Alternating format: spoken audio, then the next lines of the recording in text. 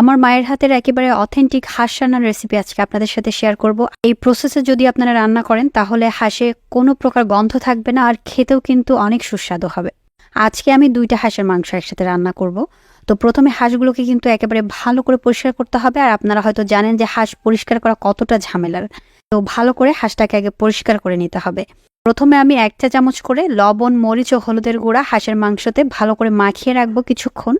এই ধরেন 10 থেকে 15 মিনিট মতো আমি মাখিয়ে রাখবো।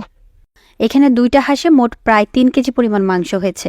তো 3 কেজি পরিমাণ মাংসের জন্য আমি এখানে 1 কাপ পরিমাণ তেল দিয়ে দিচ্ছি, আর এটা হচ্ছে রান্নার তেল। তেলের পরিমাণটা একটু কম দিব, কারণ হাঁসের মাংস থেকে কিন্তু এক্সট্রা তেল বের হয়। আর আমি আজকে হাঁসের মাংসটা নারকেলের দুধ দিয়ে রান্না করব, তো নারকেলের দুধ থেকে তো এক্সট্রা তেল বের হবেই। সো তেলের পরিমাণটা একটু কম দিতে হবে। তেলটা একটু ভালো মতো গরম হয়ে আসলে এর মধ্যে এবার প্রথমে গরম মশলাগুলো দিয়ে দিব। আর গরম মশলার মধ্যে আমি এখানে নিয়েছি তেজপাতা, দারচিনি, বড় এলাচ, ছোট এলাচ আর কিছু লবঙ্গ। তো প্রথমে আমি গরম মশলাগুলো দিয়ে দিলাম। এরপর এগুলো কিছুক্ষণ নাড়াচাড়া করে এর মধ্যে অ্যাড করে দিব 1 কাপ পরিমাণ পেঁয়াজ কুচি। পেঁয়াজটা আমি হালকা লালচে করে ভেজে নিব। তারপর আমি এর মধ্যে অ্যাড করে দিব 1 কাপ পরিমাণ নারকেলের দুধ। আর এই নারকেলের দুধটাই হচ্ছে হাঁসের মাংস রান্নার মেইন ইনগ্রিডিয়েন্টস। এটা কিন্তু মোটেও বাদ দেওয়া যাবে না। এইটা বাদ দিলে কিন্তু হাঁসের মাংসের যে মাথা নষ্ট করা একটা টেস্ট আসবে, এটা আর আসবে না। তো নারকেলের দুধটা কিছুক্ষণ নাড়তে থাকবো। যখন এইভাবে উপর থেকে তেল ছেড়ে যাবে তখন এর মধ্যে ওই যে মাংসগুলো মাখিয়ে রেখেছিলাম ওইগুলো অ্যাড করে দিব। কিছুক্ষণ এবার এগুলো নাড়াচাড়া করে ভালো করে মিক্স করে নিতে হবে। এরপর আমি এর মধ্যে এবার কিছু মশলা অ্যাড করে দিব।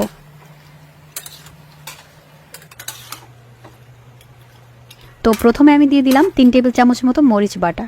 এখানে কিন্তু মরিচের গুঁড়াটা দেওয়া যাবে না, মরিচ বাটাটা ইউজ করতে হবে, তাহলে কিন্তু টেস্টটা অনেকটা ভালো আসবে। এরপর দিয়ে দিলাম 2 টেবিল চামচ করে আদা বাটা, রসুন বাটা ও জিরা বাটা।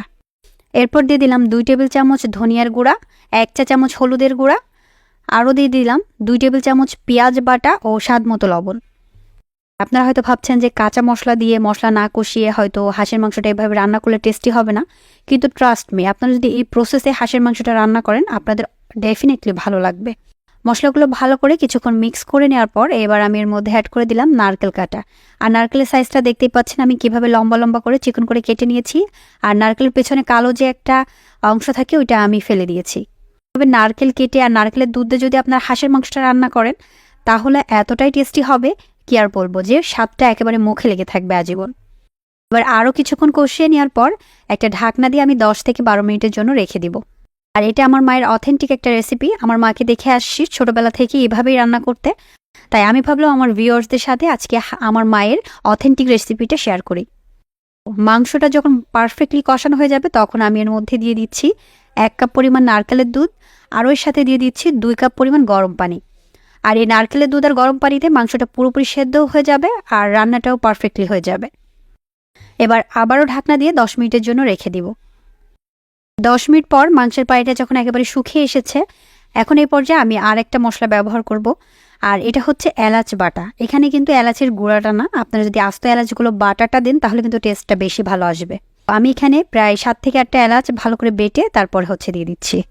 এরপর আমি এখানে এক্সট্রা আরেকটু লবণ দিয়ে দিচ্ছি। তারপর মাংসটাকে আরও কিছুক্ষণ আমি কষাতে থাকবো। প্রায় 7 থেকে 8 মিনিট মতো কষানোর পর আমার মাংসটা কিন্তু পুরোপুরি রান্না হয়ে যাবে।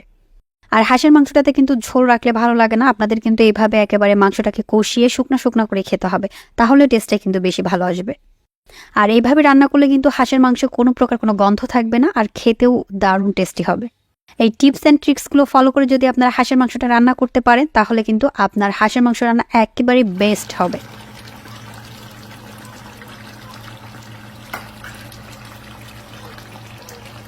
তো আশা করি আমার রেসিপিটি আজকে আপনাদের কাছে ভালো লেগেছে। আর যদি ভালো লেগে থাকে তাহলে লাইক, কমেন্টস এবং একটু শেয়ার করে দিবেন। আপনারা সবাই সুস্থ এবং ভালো থাকবেন। ইনশাআল্লাহ নেক্সট টাইম আবার নতুন কোনো রেসিপি নিয়ে আসবো। আল্লাহ হাফেজ, বাই বাই।